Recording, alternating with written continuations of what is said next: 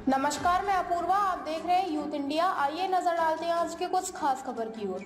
केंद्र सरकार ने सिटीजनशिप अमेंडमेंट एक्ट यानी सीएए का नोटिफिकेशन जारी कर दिया है। इसके साथ ही यह कानून देश भर में लागू हो गया है। सीएए को हिंदी में नागरिकता संशोधन कानून कहा जाता है। इससे पाकिस्तान, बांग्लादेश, अफगानिस्तान से आए गैर मुस्लिम शरणार्थियों को नागरिकता मिलने का रास्ता साफ हो गया है।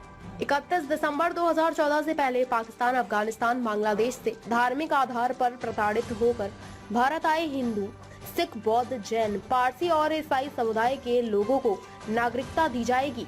इन 3 देशों के लोग ही नागरिकता के लिए आवेदन कर सकेंगे। भारतीय नागरिकों से सीएए का कोई सरोकार नहीं है। संविधान के तहत भारतीय को नागरिकता का अधिकार है। सीएए या कानून इसे नहीं छीन सकता। आवेदन ऑनलाइन करना होगा। आवेदक को बताना होगा कि वे भारत कब आए।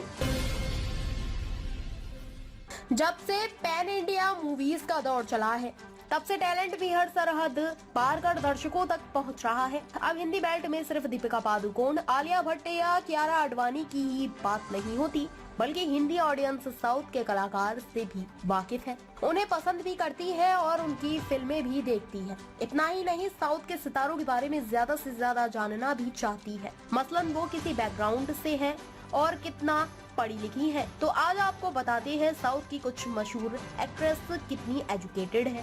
काजल अग्रवाल का हुस्न और हुनर का जलवा भी साउथ इंडियन सिनेमा और बॉलीवुड दोनों जगह जमकर चलता है। वो अपनी एक्टिंग स्किल्स से सबका दिल जीत चुकी हैं। टॉलीवुड से लेकर बॉलीवुड तक हिट रही काजल अग्रवाल फिल्मों में आने से पहले मास मीडिया में ग्रेजुएशन कर चुकी हैं। इसके अलावा उन्होंने मार्केटिंग और एडवर्टाइजिंग में भी स्पेशलाइजेशन किया है। ऐश्वर्या राय के साथ पोन्नियिन सेल्वन में नजर आई त्रिशा कृष्णन भी काफी पढ़ी लिखी है। भाजपा की केंद्रीय चुनाव समिति सीईसी की दूसरी बैठक सोमवार देर रात तक चली।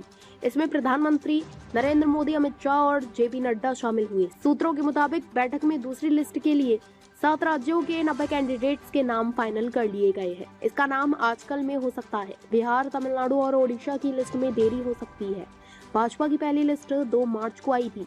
इसमें 16 राज्य और 2 केंद्र शासित प्रदेशों में 195 कैंडिडेट्स के नाम जारी हुए। 34 केंद्रीय मंत्रियों को टिकट मिला। 28 महिलाएं, 27 एससी, 18 एसटी, 57 ओबीसी को टिकट दिया गया। 50 साल से कम उम्र के 47 युवा कैंडिडेट्स को चुनाव में मौका दिया गया है। मीटिंग में मध्य प्रदेश, महाराष्ट्र, गुजरात, कर्नाटक, बिहार, हिमाचल प्रदेश और तेलंगाना के कैंडिडेट्स पर चर्चा हुई।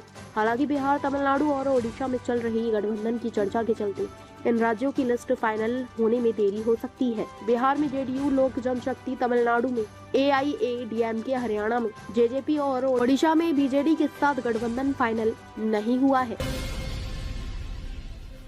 मध्य प्रदेश में मंगलवार को चौथी वंदे भारत एक्सप्रेस शुरू हुई। प्रधानमंत्री नरेंद्र मोदी ने गुजरात के अहमदाबाद में आयोजित कार्यक्रम से वर्चुअली हरी झंडी दिखाकर देश भर में 10 नई वंदे भारत को रवाना किया। मध्य प्रदेश में ये ट्रेन खजुराहो से चलकर हजरत निजामुद्दीन दिल्ली तक जाएगी। पीएम नरेंद्र मोदी ने कहा, आज 85,000 करोड़ रुपए के प्रोजेक्ट देश को मिले हैं। विकास में मैं गति को धीमी होने नहीं देना चाहता। गुजरात के दहेज में 20,000 करोड़ से बनने वाले पेट्रो प्रोजेक्ट का भी उद्घाटन हुआ है। पीएम ने कहा, हमारे काम को कुछ लोग चुनावी चश्मे से देख रहे हैं, जबकि ये काम देश के विकास के लिए है। आज railway depot shed, loco shed railway depot का भी लोकार्पण हुआ। भारत में 350 आस्था ट्रेनों से 4.5 लाख से ज्यादा श्रद्धालुओं ने अयोध्या में रामलला के दर्शन किए हैं।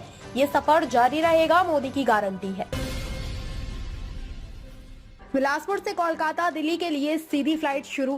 सीएम साय और डिप्टी सीएम साव ने दिखाई हरी झंडी। अब मुंबई के लिए भी उड़ान की मांग। बिलासपुर कोलकाता और बिलासपुर नई दिल्ली के बीच सीधी हवाई सेवा आज 12 मार्च से शुरू हो गई है।